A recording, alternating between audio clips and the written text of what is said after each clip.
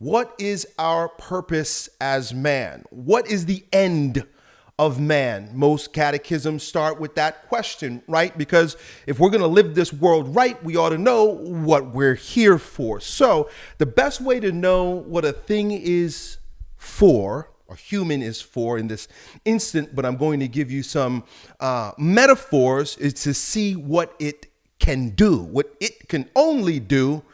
And it usually points to its end, right? The means, what you use it for, is its end. The means, a hammer, is its end, to drive nails, right? If you had a hammer and it couldn't drive nails, it'd be a useless hammer, right? If you had a wheel and it didn't roll, it'd be a useless wheel. What else? If you had a pencil and it didn't write, it'd be a useless pencil. The end of the pencil would be to write, but it has no graphite, so it ain't right. It's a bad pencil, not a good pencil. And so is the same with man. And so as elevated beings on this planet, and I know a lot of people would like to argue about that. They tend to think that we're the same as the animals, right? And that animals deserve the same rights as human beings. Fail to remember that we have reason. We have various divine capacities, and we know they're divine because of revelation. We're going to get to that in a moment. I don't want to run off too far and leave anybody behind, but the fact is that mankind is very unique. But to what end? There are those that believe that our end is in YOLO lifestyle, right? You live once, so have as much fun, do as much adventure, live your best life, be the best you, have as many experiences as possible. That's the end of man. I would argue man has a purpose, and thus we'll begin to speak about that purpose in terms of the big picture, not just sensual gratification, right?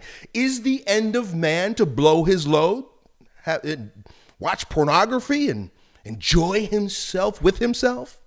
Is the end of man to procreate? Is the end of man to enjoy food? Is the end of man to enjoy movies and technology? Is the end of man to make lots of money? Is the end of man, like many that have shaped the modern mind would argue, they would assert, the search for power? I think it was Nietzsche, right, that says will to power. It's the will to power. That's the end of man. Well, this has not been what the church has always taught. The church has always taught that the end of man, given man's unique position, our unique gift that we're given on the planet, which gives us a sort of mind of God, Imago Dei, they say in Latin, image of God. There's something a bit, how you could say, divine about mankind. And there are those that would argue, but I like that idea.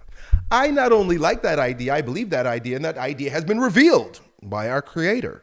Again, we'll get there.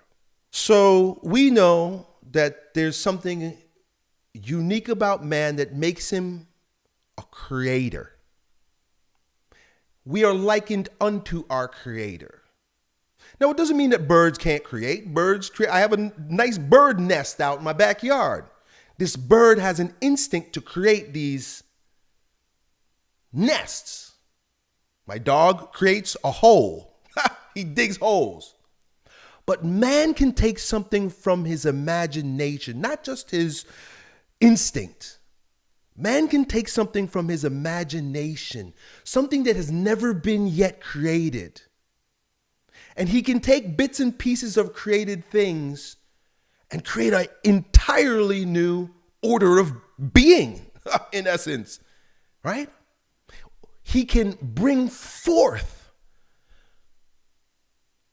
in a way, magic. I don't know else how to describe it when it comes down to our ability to take God's creation and manifest amazing things like the capacity for you and I to even have this conversation.